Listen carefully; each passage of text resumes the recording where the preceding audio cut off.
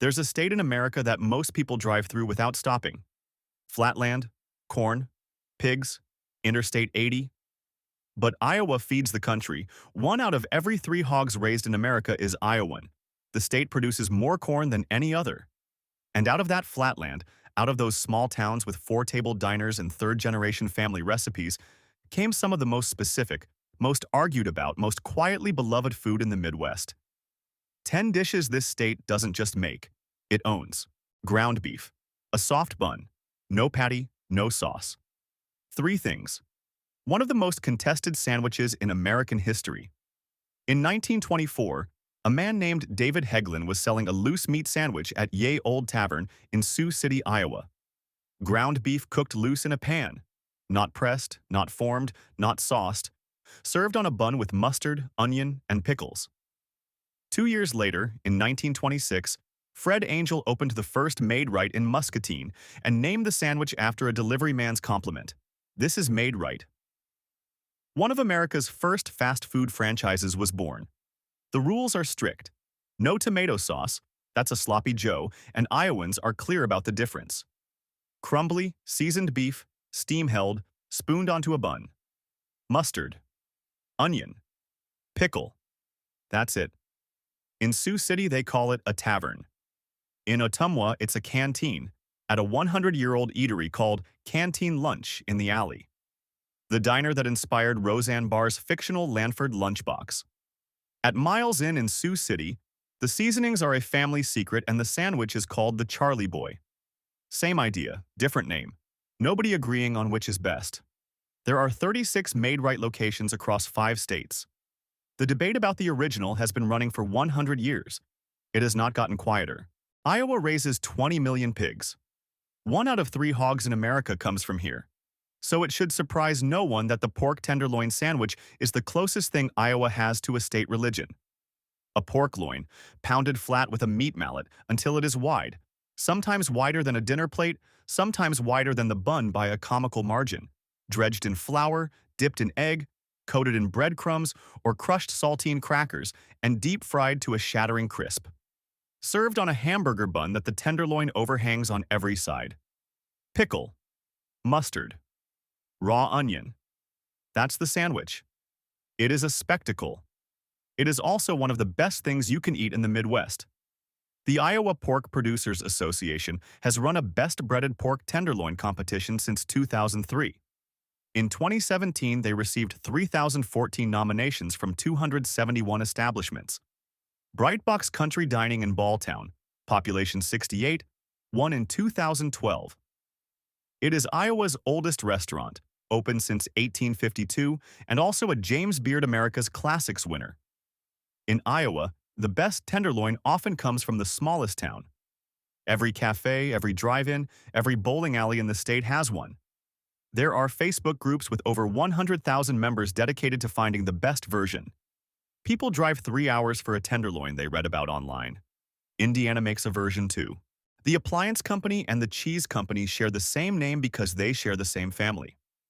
In 1941, Frederick L. Maytag II, grandson of the man who built the washing machine empire, walked into a collaboration with Iowa State University microbiologists Clarence Lane and Bernard Hammer.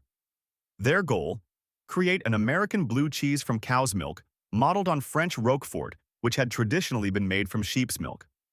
On October 11, 1941, the first wheels of Maytag blue cheese went into the aging caves outside Newton, Iowa. The cheese is made by hand. Aged 6 months minimum. Dense, crumbly, slightly pungent, with a lemony finish that separates it from every other American blue. Maytag Dairy Farms has operated for over 80 years without a single advertising campaign and without a sales staff. The cheese sells itself. It has won Best Hard Blue Cheese at the World Cheese Awards. It has been requested by presidential candidates mid-campaign. John Edwards, reportedly, caused a minor panic when he realized he'd left a wheel behind on the plane. The dairy immediately shipped another overnight. It is August in Des Moines. The Iowa State Fair draws nearly 1 million people. The butter cow is in the agriculture building, sculpted from 600 pounds of Iowa butter. Somewhere on the grounds, there are 70 varieties of food on a stick.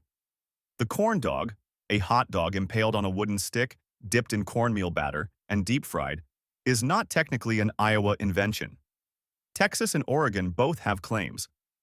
But Iowa is where the corn dog became a ritual, where the state fair turned it into a symbol, where presidential candidates pose with them every 4 years like a political sacrament. At the 2019 fair, Bernie Sanders, Andrew Yang, and Bill de Blasio all ate corn dogs on camera.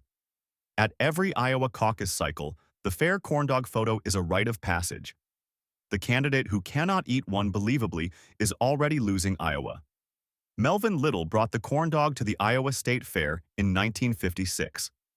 His daughter Helen grew up shouting its theme song, "Get your educated pronto pup," rides a stick, swims in grease, and wears an overcoat. Iowa did not invent the corn dog. Iowa turned it into a presidential campaign stop.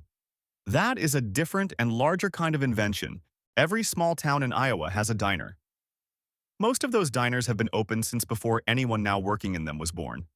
And somewhere in that diner, on the pie shelf behind the counter, is a slice of what Iowa quietly does better than almost any other state. Iowa pie. Rhubarb from somebody's backyard. Sour cherry from an orchard 12 miles away. Apple from the same trees as last year and the year before that. A lard crust so flaky it shatters when you press a fork against it. The Iowa State Fair pie competition has been running for over a century. Categories include open-faced, lattice-topped, meringue, cream, and chiffon. Judges take notes in silence. Winners are announced with the gravity of a verdict. Daryl's Place in Hamlin, winner of Iowa's Best Pork Tenderloin in 2003, is also known for rhubarb pie with soft-serve vanilla. Breitbach's, open since 1852, has been baking pies longer than most American institutions have existed. In Iowa, pie is not a dessert. It is the final argument in a meal that was already making its case. The Iowa chop is a pork loin chop cut 1.5 inches thick, sometimes 2 inches. This is not the thin pork chop of diners in other states. This is pork that acknowledges where it came from. It is grilled, baked, or pan-seared. It does not need much more than that. The name was created in 1976 by the Iowa Pork Producers Association, who needed a term for the thick-cut chop that Iowa restaurants had been serving without a proper name for decades. The marketing worked. The Iowa chop appears on menus across the state, at steakhouses and supper clubs, at the kind of places where the menu is laminated, and the salad bar has been there since 1988. It is a cut of pork made possible by the sheer scale of Iowa's hog industry. If 1 out of 3 hogs in America is Iowan, then the best thick-cut pork chop in America is probably also Iowan. Iowa would tell you this with complete certainty. Iowa would not be wrong. Walk into any grocery store in Iowa and look at the bread shelf. You will find white bread, wheat bread, and on the shelf or behind the deli counter, a loaf of white bread specifically suited to a particular kind of sandwich making that Iowans take more seriously than most states take their flag. The Iowa loose meat sandwich tradition, the tavern, the Maid-Rite, the canteen, created an entire culture of sandwich infrastructure. Soft buns that absorb steam without collapsing. Bread that holds without competing with the meat. This sounds like a minor thing. In Iowa, it is considered a craft. Canteen Lunch in the Alley in Ottumwa has been open since the 1930s. They have been serving the same canteen sandwich from the same location for nearly a century. When Roseanne Barr, married to Ottumwa native Tom Arnold, needed a fictional diner for her sitcom, she modeled it on this place. Sweet corn in Iowa peaks for about 3 weeks in late July and August. Not the commodity corn. Not the feed corn that covers most of the state. Sweet corn. Picked that morning, boiled or grilled that afternoon, eaten with butter and salt while it is still hot enough to steam. Iowa sweet corn has no marketing campaign. It has no brand. It is available at roadside stands, at tailgates, at every county fair, at the Iowa State Fair, in the kind of quantities that make sense only when you understand that the state grows more corn than any other in the country. The sweetness degrades within hours of harvest. This is not a metaphor about freshness as a concept. This is chemistry. The sugars convert to starch quickly. Iowa sweet corn eaten 20 minutes from the field is a completely different food from Iowa sweet corn eaten tomorrow.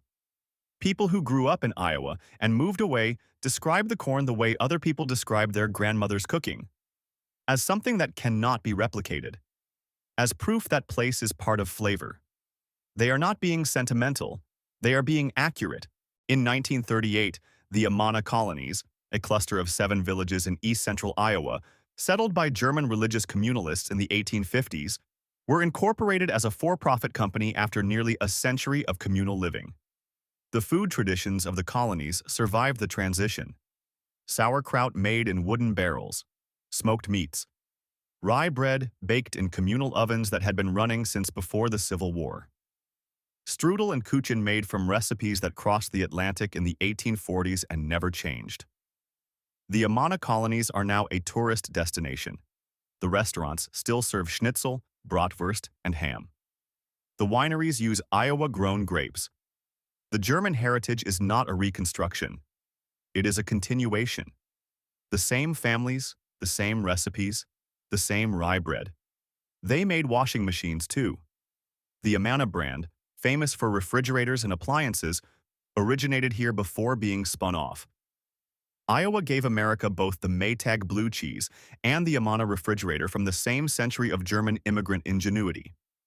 The food outlasted both companies' original forms. That's Iowa. Iowa doesn't shout about its food. There is no Iowa food scene, no celebrity chef who put it on the map, no food magazine cover. There are diners with hand-lettered signs and pie shelves and specials that have not changed since the owner's father ran the place. What Iowa has is pork and corn and the specific stubbornness of people who have been farming the same land for 6 generations and feeding people from what that land produces. The loose meat sandwich exists because ground beef was affordable and a good cook figured out what to do with it. The pork tenderloin is the size it is because Iowa pigs are what they are. The Maytag blue cheese exists because one family owned too good a herd to let the land go idle. Not every state has a sandwich that has been argued about for 100 years without anyone agreeing. Not every state has a presidential ritual built around a piece of fried food on a stick. Not every state makes a blue cheese that causes campaign emergencies when a candidate leaves it on the plane. Iowa does things its own way. Has for 170 years. The food is the proof. 10 dishes this state doesn't just make, it owns. Stay curious.